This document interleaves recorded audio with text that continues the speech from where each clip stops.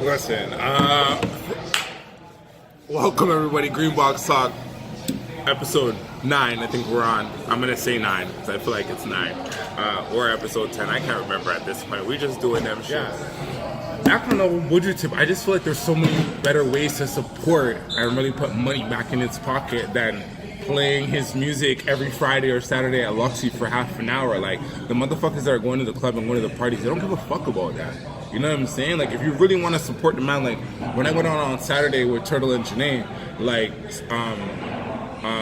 DJ Specs was playing, he played about an hour of Buju. Some of the songs were unreleased, and some of them were hard. I'm not saying that the music wasn't proper, and I'm saying that, and I'm also not saying that playing the oldies doesn't give you a vibe, but I'm just saying, like, yo, Buju is not cutting a check off 500 people being in this venue. And you supporting him, you're also not putting money in his pocket. Yes, you're spreading awareness, you're showing love, but as a big man like that who's been on the radio 20 plus years, you, if anybody, should know DJ Specs. Like, I gotta get back to work on the radio and then drop his records there, because this ain't doing shit, bro. We're all in the party putting a bun finger and thumping, spliff thumping blunt, but like, this isn't of full support of the man. I'm supporting him emotionally, morally, you know what I mean? I'm there in spirit, but like, that $20 I spent on the ticket, not even 1 cent of that is going to him. So if you really want to help the man out, like, you guys need to start streaming, you need to start buying anything he's putting out, and we need to just really stand behind that. I personally don't think that that charge was real. I do have my sentiments that it was kind of a setup, but like, you know, such is life. The man sat down for 8 years. That's a long time. And if you're telling me all you're doing to support now is just spinning his record in the club, that's not enough, my nigga. Personally. Not even as a Jamaican or whatever, bro. Just personally, that's not enough. How long did they give Vibes? Vibes is in for life. Yeah, life, right? 25. And what's fucked is, like, that's a whole different situation. When Buju was down, Buju wasn't releasing music. Since Vibes has been down, Vibes has dropped like 5, 6, 7, 8 chart-topping songs. And most people don't know this, but it was a big thing in Jamaica because they wanted to take his royalties and give it to the families that were affected by his crime. So I'm in support of that. Initially, Vibes was not in support of that, but he's brilliant. The man realized, okay, yo, I'm sitting on a pile of money already, and all my royalties from all these songs I've been putting out for the last 2.5 decades, 2 decades. How much is this really hurting me? I'm sitting down anyways, and it's not allowing my music to get out. So the man allowed it, and is now giving the proceeds of his royalties to the families and shit. But okay, you're not making money off the new music, but your music's still getting out there. It's like the man never went in. It's fucked up.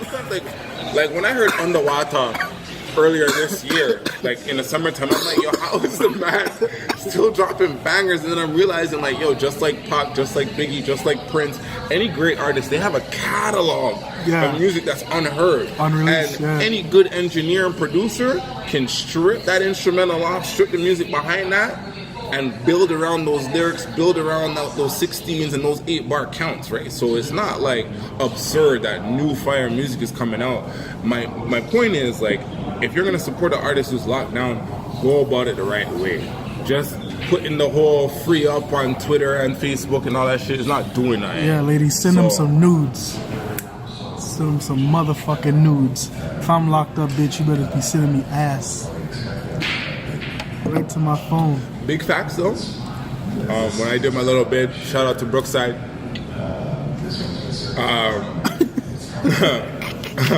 My big mother used to write letters, and this is something I learned when I was down. Mans would get letters, and you're on a range with a bunch of men, right? Like, you're not smelling anything like seductive, like sweet, you know what I mean? Like, there's no perfume or cologne in jail, right? It's body wash and deodorant, my nigga, and however you smell, that's how you smell. But when your lady write you a letter, you get the scent on there, and they will spray their favorite perfume on the shit. Like, you spray the perfume on the paper first, let it dry, and then you write it, so the paper's now scented. So now when I get that shit, bruh, it's the best feeling, right? Bruh. You make you remember your Shout out to Avo, because some of those letters you wrote, just know I would have gave you another baby like that. Wow. That shit smells so good. And my big mother used to write some shit like, girl, when I come home, I'ma hold you down. I'ma never do nothing again. I'm a changed man. I love you. And then I came out and she didn't want nothing to do with me. I was like, oh, okay. For real?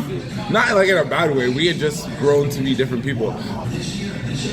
I learned a lot about myself in the months that I was locked up, and that was my first time ever being in trouble with the police, right? So it was like a completely different world for me. My first month out of 4, for the first whole month, 30 days, 31 days, I was on a lockdown range. The facility was at capacity, and there was only room for people to go certain places. So my co-accused, which is not supposed to happen, 2 of my co-accused went to the same range, but they never do that because they don't know the details of your case. You guys can continue to conspire together. You guys could be snitching on each other and fight. So many things can happen from being together. So when we were in intake, they were like, yo, we have 3 rooms. Somebody has to go by themselves. No disrespect to my niggas, but I felt at that time physically I was the biggest, but I also felt like in terms of composure and street smarts, I felt like I was ahead of them. So I was prepared mentally and okay with going off by myself. I didn't know what was going to happen, but mentally and physically and spiritually, emotionally, I had like not closed myself off, but kind of capsuled everything and knew that I wasn't going to allow anybody in this place or anything to affect me negatively. So they didn't tell me I was going to lockdown range. They just said somebody has to go by themselves. And I just volunteered. I didn't even wait for my niggas to answer. I just volunteered. This is my first time ever being strip searched, the whole squat and cough shit. Like, in intake, the water is not warm, so you're bathing in like cold water, right? Yeah, so I'm like, what the, this shit is crazy. So they gave me something to wear, like some boxers, a burgundy tracksuit, and they brought me to the range. And when I came on the range, no word of a lie, the CO that was on the range had his feet up on the desk, reading a newspaper. And they brought me in and they were like, okay, we're gonna show you to your quarters and all that, to your room and all that. They brought me to the linen closet. They was like, yo, grab one of everything. So I grabbed 1 pillowcase, 1 thin sheet, 1 comforter, another shirt, another pants, another boxers. And in this moment is when I realized I don't ever want to do this again. When I came to figure out, like, they do laundry every day. You seen? When we shower and all that and throw our dirty clothes, those clothes are immediately being washed. But you yourself don't own anything, right? You don't own a pair of boxers. Whatever. Yeah, my nigga. Yeah. So peep that, like, niggas would do things to their clothes to identify, you know what I mean? Like, put 2 holes in a specific spot. And the nigga be like, yo, I can't find my boxers. Yo, every man, like, yo, what are you wearing? And if yours ever happens to have that 2 hole, just know, say, yo, if you're not going to take them off, then be prepared to fight for it, because a man already claimed those. You know what I'm saying? It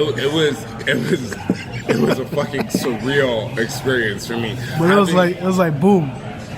This happened. I had to switch. Like, I couldn't be me. Like, I never been that grungy or that cold in my life.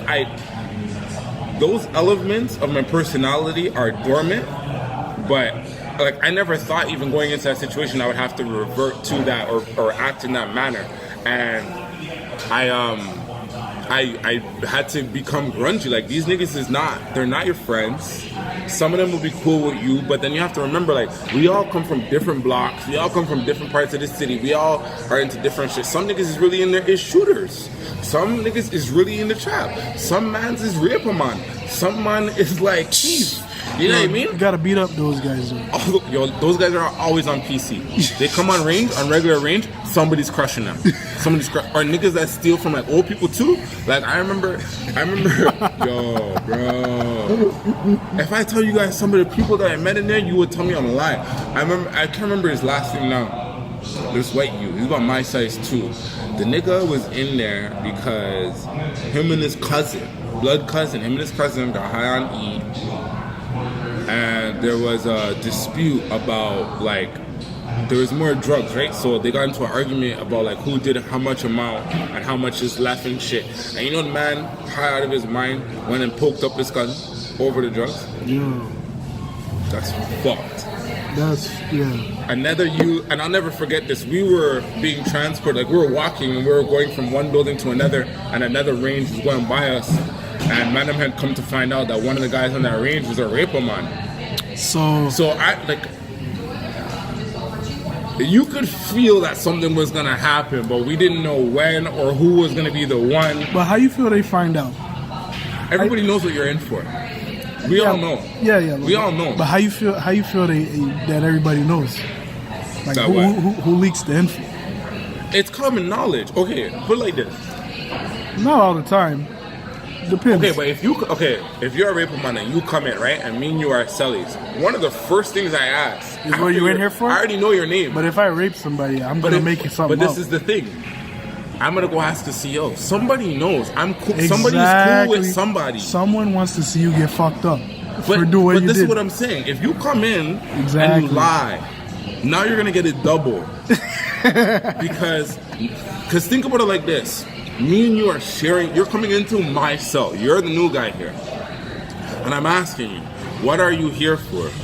All right. So if you did some bullshit, you're already gonna get fucked up because of that. Now you lied to the person that you're living with. Fuck everybody else in population. Now the person you with I can't trust you. Facts. You just got here and I can't trust you. And I'm gonna whoop your ass every day. So now you're gonna get it double. Yeah, versus if you just said, yo, there's something bullshit, this is what happened. Big facts. I might even reason with you. Don't know if I'm a raper man too. You don't know. Yo. But what I'm saying is like, you can't come in there on some bullshit. You cannot come in there on some bullshit. When the man asked me what I did, I'm like, yo, forcible confinement, theft under 5,000, this, that. They were like, what the fuck? I'm like, yo, this is my first charge. And they're like, how the fuck you been sitting in here for 4 months on your first charge? I'm like, yo, I waived my right to bail. Because I don't know nothing about this game.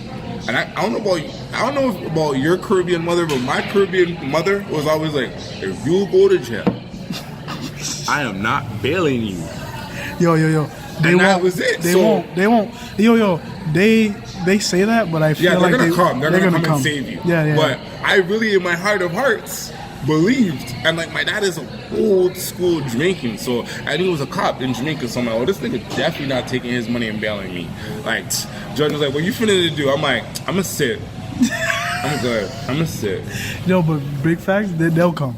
They don't want to see their. They did come, but by this time it was too late to bail me, right? Because I already waived it.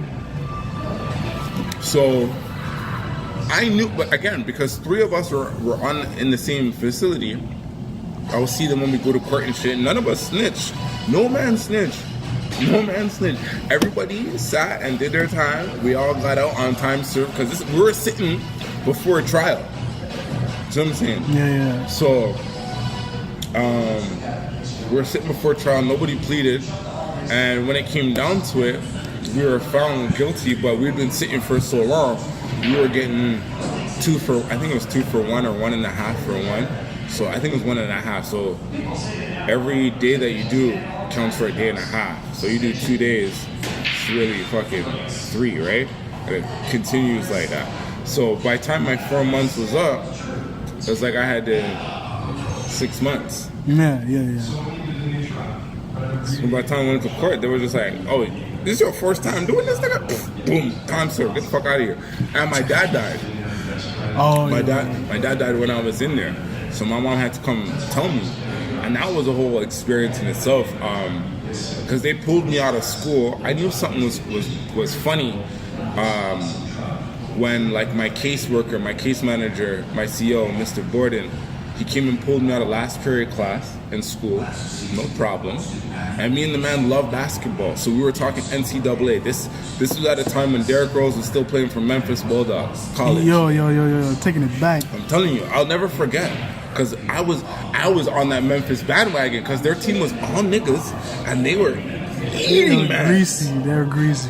They were like almost like what other team was like that? It was like the Jalen Rose team from back in the day, the 5 slam pajama. Like they were just dunking on everybody. Fab Five. All they did was run, and they were just dunking on everybody. all 5 positions. All Derrick Rose is I don't catching remember. bodies. I don't really remember a team like that. I think Duke this year might Be like that, yeah. They're close. And Duke's always been my team, so I'm super average. I'm betting this year. And They got a Canadian. They got a Canadian on there. But RJ Barrett's not. I think I want to go back to that whole story in a second, but 1-on-1, up to 11, street rules. RJ Barrett versus Zion Williamson. Zion's winning. I don't know. Zion's winning. Okay, think about it like this though. Whoever gets Think the ball about- first. That's what I'm saying. Yeah. That's what I'm saying. Because if RJ scores first, It might be a it might long be game. 7. Exactly. It might Might be be a long 7-0 game. run or some shit. And then Yeah. Zion's not gonna hit all his shots. Okay, now RJ gets the ball back. What is the chances he might go 4-0 or like, you know what I mean? Like, But if Zion gets the ball first, he's just and gonna he dunk on him all buzzes, day. Yeah, that's why I'll just back him down and dunk on him all day. he's But let's talk about RJ Barrett's long. He's strong for his size, but he can't match up with Zion. I know, but Nah. There's no way. There's no way. if I'm gonna keep it a buck, if man's like, okay, you have to bet. Honestly, I'm probably gonna bet, like, against my better judgment, I'm gonna bet on RJ Barrett. Okay. Just because I feel like You don't feel like the Monstar can. I feel like it's harder. The way that Zion plays is It's harder to do one-on-one. Yeah, exactly. Because So you feel like RJ is gonna have a slight advantage. do you feel like Sean Kemp would beat Kobe Bryant one-on-one? Ooh, probably not. Sean Kemp's a fucking animal. That's But kind of Kobe- like but Kobe is so fucking. it's kinda similar. crafty. Kobe. And Kobe's like Kobe will whoop probably your the ass. hardest competitor. Yeah. Like I don't think. I there's a man- think that's a fair comparison because RJ's nowhere near. You know what I mean? Like RJ's not even Kobe-esque. Yeah. I mean, maybe more like Sean Kemp versus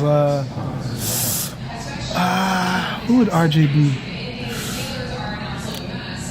Probably like a next grade shooting guard. Maybe like not even Dwayne Wade. Definitely not Dwayne Wade. Maybe like damn, it's hard to think of somebody. Yeah, bro. he's like Ray a- Allen maybe. Yeah. But Ray Allen had a with wetter the shooting, three. yeah, but I know what you mean. The athleticism, you can go to the rim. A lot of men forget that Ray Allen used to dunk on Yo, men. Ray Allen used. A lot What? of men don't remember that Ray Allen used to dunk on men. He used to catch bodies, and a lot of men don't even know that or don't remember that. He used to catch bodies to catch a lot of bodies. as a Seattle Supersonic. Don't fuck around. And as a Milwaukee Buck, Yeah. he used to get off. But yeah, yo, so my Dukes came to tell me. And they drew me out of class. And they brought me to like the chapel. And they're like, oh, pull out like 5-6 chairs. So I never told you the story, so they pulled out the chairs. And I was pacing because I didn't know what the fuck was happening. Like, I'm like, why'd you guys bring me here? That no one's telling me anything. They're just This is telling me after you got out. They're just telling me to wait. No, this is when I was still in. And it was a Wednesday. My dad died on a... The night my dad died is super crazy because I called everybody and nobody answered the phone. I called my best friend with my free phone call. I called my baby mother Colette. I called my mom Colette. I called my dad Colette. I called my mom back. I called my baby mother back. Nobody answered. Lights out for me at this time was like 10 or 11 and they got a call on the office phone.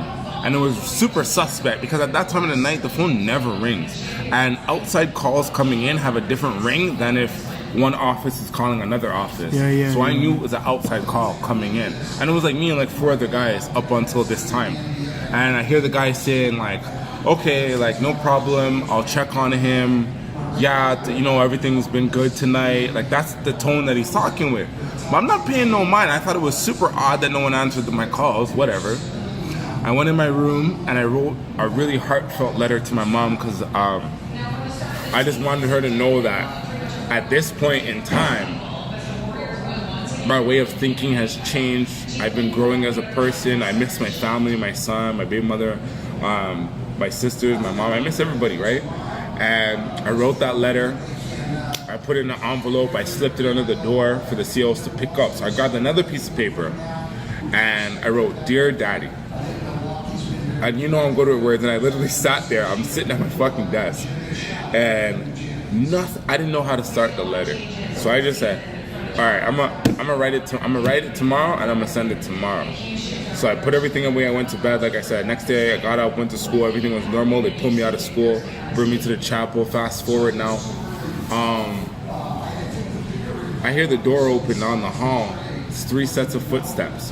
One for sure I knew was my Duke's, just by the jingle of her keys and the weight of her walk.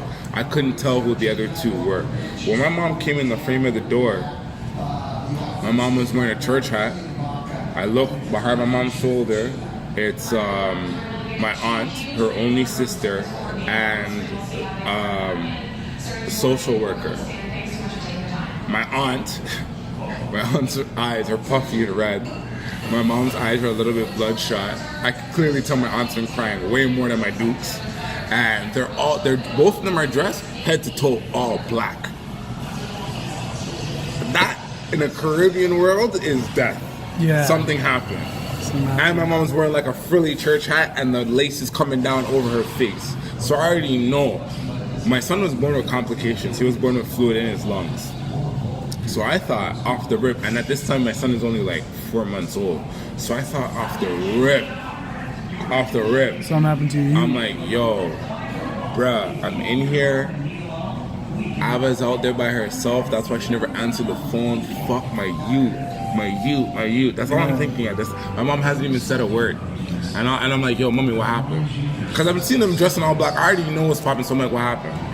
What happened? Tell me what happened. My mom can't get the words out. And she's starting to get flustered and shit, upset, right? And the social worker, there's like 4 COs. They're like, Thomas. They're like, sit down. Or they call everybody by last name, right? They're like, Thomas, sit down. Because I'm pacing. And they're like, Thomas, sit down. You're making us uncomfortable. Sit down. And I'm like, no, what the fuck? I'm like, yo, mommy, answer the question. Like, I'm like, yo, what happened? It's crazy. And she's like, boo, sit down. Now I'm getting pissed because nobody's answering me. So I fucking sit down. I'm like, all right, I'm sitting now. What? Like, what? And she's like, yo. She's like, last night. I'm like, okay, last night. And she's like, your dad had to suffer from a brain aneurysm. But I already knew what that was. Bleeding in the brain, basically, right? He had a blood clot. It wasn't cancerous. They did chemo on him for a few years, deteriorated his health. But where the tumor was is like in the back. If your brain is like this, where the tumor was is like inside, but in the back lower part of his brain. It's inoperable. If they were to operate, chances are 90% he would have came out a vegetable. My dad knew that, so he was just like, fuck it, nigga. Like, I ain't gonna do that. Why would I purposely turn myself into a vegetable with such a low chance of fixing the issue? So he lived with it, but he knew his time was limited, but he didn't tell nobody that. So he didn't tell anybody. He didn't tell me. He didn't tell my sister. He didn't tell nobody. No mom. He didn't tell nobody. Only he knew that his time was limited. He didn't even tell his girlfriend. She knew that he was sick. She knew he went to chemo. She knew he took steroids to try and shrink it and shit. But he didn't tell nobody that, like, yo, this shit could burst. Like, he didn't tell nobody nothing. So when it happened, he was the only one that knew.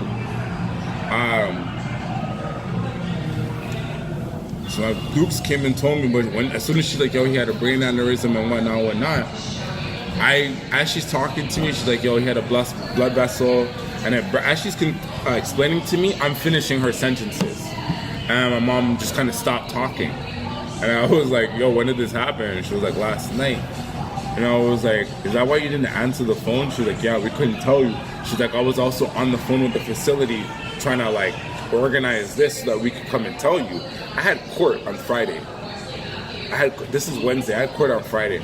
And they were like, yo, think about your Ma Dukes, how she was feeling. Her son's locked up. Yeah. Her first husband dead. You know what I mean? It's fucking crazy. Yo, people, we go through some shit in life, bro. To court on Friday. And me and my dad at the time, before I got locked up, had the same flip phone, a little silver bullet-looking flip phone and we had the same ringtone. No, we had different ringtones. I put music on my phone. He had a standard ringtone. When I was in the holding cells, none of the officers were in there behind the one-way mirror. Because I was getting released, I was the last motherfucker, yo. And no word of a lie, like, I still didn't know exactly if I was getting released because I've been in the holding cell, so I don't know what's happening in the court, right? They never called me up yet. But I had assumed that I was getting out because I figured, like, yo, it's probably like 4 o'clock, court ends at 5, and there's literally no one else in the cells with me. I am the last one. So I'm like, they would have shipped me back already if I wasn't getting out. The paddy wagon already left for the day at 3:30. Like, you know what I'm saying? Like, there's no other trip back to the facility. So that's how I kind of knew. And before they called me out, would you believe that the phone started ringing in the guard cell, like in the guardhouse, and it was like, what are the chances that it's the same phone, same model, same ringtone, my nigga? A lot of people don't know the story. When I tell the story to people, I knew at that moment that my dad was trying to talk to me because, like, I don't know what the odds could be, but the same phone, same model, and same ringtone, and the man now dead, and I'm getting out today, and there's nobody in the guardhouse to answer their phone. What are the chances that all of those things could really happen and align in such a manner for me to be witness to that? That's absurd. So to me, that was a sign that my dad was saying, like, yo, I'm here. When I got out, when they released me, my mom was like, yo, when I was signing the papers for your release, I saw an image of your an apparition of your father in the room with me. And he was like crying, like he was upset, like he was happy that you were getting out. And the prosecutor told my mom to her face, I don't know if they're even allowed to say these type of things, but they told my mom, like, yo, the only reason why he's getting out is because he has one parent now. It's crazy. If both of y'all was still here, like if you was still here, this would be ongoing. But there's leniency because his first offense, it's already been an equivalent of 6 months, and now he lost a parent. So we're gonna deal with it. And they let me out. I'm driving back from the courtroom in Oshawa. My uncle was driving. I don't remember if it was my mom or my aunt beside me. And I'm sitting in the back seat, and we're on the 407. And I wound the window all the way down. And my uncle and my mom are cussing me in Patois, and they're like, yo, you're burning more gas. Wind up the window. This is not after time, not hot. It's like, I got out in in May. End of April, May. And they're like, yo, it's not hot. Like, wind up the window. And I'm like, yo, you guys don't understand. Like, I haven't heard traffic in 4 months. I haven't heard. Just want to soak in. I haven't heard wind blow at this like this in 4 months. I haven't been in a vehicle that I can operate the fucking window or look out of a window without looking through a hole that's the size of a fucking pen. You know what I'm saying? Because on the paddy wagon, it's a steel grill that they have, and it's tiny little holes. Yeah. So I'm like, even birds, I haven't heard the song of these birds in 4 months. Only whatever birds were around the facility. And in that moment is when my family was like, oh fuck, like this is the beginning of institutionalization. And I'm like, yes. When motherfuckers don't even know what's happening in the world anymore. Yeah, it's fucked up. 4 months is a lot. Yo, when I came out, and niggas was like, yo, you gotta get a BlackBerry and get a pin and shit. I mean, what the fuck are you niggas like? Now operate my bank. The world already changed. You know what I'm saying? Yeah, like, I was out when BlackBerry was out. But, like, man, I'm like, yo, this is the newest thing. Like, I forget the model. You know what I mean? No more scroll balls, the trackpad now. Yeah. I'm like, what the fuck, nigga? I remember those. Like, it was crazy. One thing I will say, though, is, like,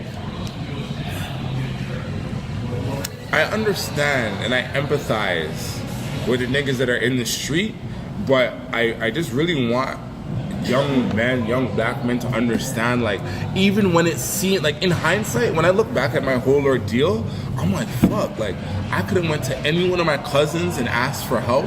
I could have called my aunt, one of my uncles, I could have called my granny in New York, but in that moment, running with a Crip set and just trying to make fast money to support myself. Yo, before I got locked up, the weeks before I got locked up, anybody and anything could get it. I was jamming anything and everything that I could resell or that could make me money. I was jamming, and if you had money, I'm taking it, because my son was already born, and I was taking. And at this time, I didn't own a vehicle, so I was literally taking the Go Bus from Pickering to Brampton every day twice a day. And when I would go to But that was where your job was? That was where your job was? man, I was You were living in Pickering? I was living with my dad at the time, and I became a stick-up kid. I was running with some niggas that had a crip set, and they were making some money. But I didn't want to sell drugs, and I didn't want to pimp. So I was telling my brethren, like, yo, you know I don't bang colors, but I will organize you guys. Like, I will plan shit for you. I will even help. But toting guns, banging colors, and fucking with bitches, not my scene. If you're pimping. Yeah. So I mean, if you're trying to kick off a door, if you want a man to plan something and keep 6 for you while you jam a store or whatever, I'm with that. Yo, I love that because like that's me too. Like I would pick robbery over everything. Like don't get me wrong, armed robbery will still catch you a life sentence. But still, like I would pick that. Me too. Me too because like, I feel like you have pimping more ain't control. Pimping ain't me. Like I can't even lie to my like. Yeah, we might dog these girls. We might treat them like, you know, we might not answer the phone once, but like to actually like put a girl to work. Yeah, I can't. I'd rather I go do that. Yeah. And you pimp me than me sending you out there. Personally, if it really came down to like, I would prefer that because like no one's gonna rob me. Yeah. You know what I mean? What are you gonna do? Roof me? I'm not walking with all my cash on me. Like, idiot. Come on. You know what I mean? Yeah. Selling drugs has never been my thing. Too paranoid. And fucking. I like certain drugs too much to sell it, so that's why I just wouldn't. And hitman shit, like killing. Nah. We're not going that route either. No. Like. And banging colors, nah. That's what I'm saying. Like, I just like, if anything that the niggas take away from this, like, I want my brethren to know that if you're in the street, my nigga, like, that's really not your only option, even if you do not want to get a job. Like, you can make money so many different ways on the internet. You could do so many. One of my little homies, he creative as fuck. He saw there was a demand for shoes. He started camping out for sneakers. He made bread. He's making bread. Yeah. He's making bread. I'll buy your sneakers for you, and I'm gonna buy a pair for myself and resell it. Yeah, why not? Yeah.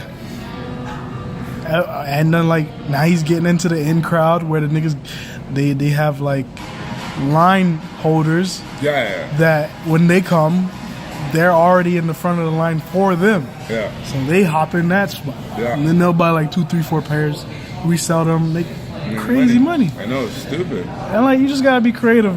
There's ways to eat. And you know what's even crazier? It's like when it comes to money management and flipping money and shit like that, hustlers are the best businessmen. The best. And it's like if you would just take that same energy and put it into something else and sell a hat instead of a gram, bruh, get one of your brethren them that could draw. I know so many niggas that are talented with art, right? You look at one of your brethren and be like, yo, come, let's make some prints of your art, and I'm gonna help you sell it. I only want 15%. You know what I mean? Because the nigga ain't even selling it anyway. So you hustle it for him, and he just gotta draw. Some people just need people around them like that, right? Yeah. I don't know. Big facts. Big fact. That's why some of the best managers are ex-dope boys and ex. That's what I'm saying. You know, ex-whatever. And they know when to push. They know their worth. Right? Like, so it just benefits them. It just benefits them. When it comes down to it, dog, like, I'm never going back. I know that. Fuck no. I know that. We need you out here on the other side. For no reason. I miss my family so much. When I was down. And not only that, it's like being in there around these different kinds of individuals, man, will, if you're not mentally strong, it will break you. I've seen it happen. Mans can't hold it, and every night they go to bed crying, and when you wake up in the morning, you're gonna get beat up because you're too fucking loud at night, keeping niggas awake and shit. It's just so many rules. I remember, this is something that I didn't even know. I remember when I was on lockdown range, and this is the worst place to do it. When I was on lockdown range, one night I was bored, and I started whistling. And I started fucking whistling. And I almost got my ass beat. Because if it wasn't for the nigga whose cell was beside mine, he was in there for a gun charge for shooting up 2 niggas in Ajax. And he was the one that was saying to me, shout out to Onyx and Bullen. And he was the nigga that told me, he's like, yo, you can't be whistling. So what the fuck, nigga, what you talking about? He was like, yo, that's what correctional officers used to do when they would bring a prisoner somewhere to beat them or to kill them. They would whistle. And I was like, whoa. And he was like, yeah, so, like, try your best. Like, you get a warning now, and, like, it's me telling you, so no one's gonna do nothing, but don't do that again. And I was like, holy fuck. Like, That's a lot of rules you don't know. Oh, my God. That's we can't just sit anywhere. That's just the main. Yeah. That's the main thing about going in. Like, there's so many rules that are already established. Yeah, and there's no changing them. There's no, you can't bypass them. And if you're a rookie, you don't know them, you're gonna stumble. You're gonna stumble. You're gonna get your ass. Yeah, and you're gonna catch the consequences. Dealt with. You're gonna get dealt with. You know what I mean? But it's also kind of fucked too, because it's like, if you let a man page you, right, and you don't say nothing, everybody's gonna think they can page you. Then you're food at that point. I was ready to throw down from the drum. I'm like, fuck it, like. You know, if anybody shake me, it is what it is. You know what I mean? But like, I'm a cool nigga, right? They used to, you know what they would call me? Because I'm always with the reason and the logic, right? So they would get cheese when they'll tell me something, then I hit them with logic, and I'm like, but you know that you should, maybe that wasn't the best option because you just said da-da-da and da-da-da. So why didn't you go this route? And they're like, fuck, yo, I was thinking about that. I'm like, yo, you be coming in here like Dr. Phil. You always like have some kind of, and for about 2 months, that's what they called me until I went home. They would call me Dr. Phil. And I'm like, yo, I'm not even here to save you niggas or help you niggas. I'm just here to enlighten you. Like now there's somebody sensible that's like, I'm not your niggas from the block that's gonna, you know what I mean, put you in a harmless way because you're making more money than me, or you know what I mean, that one time you flexed on me and I wasn't feeling it. Nah, I'm gonna help you out.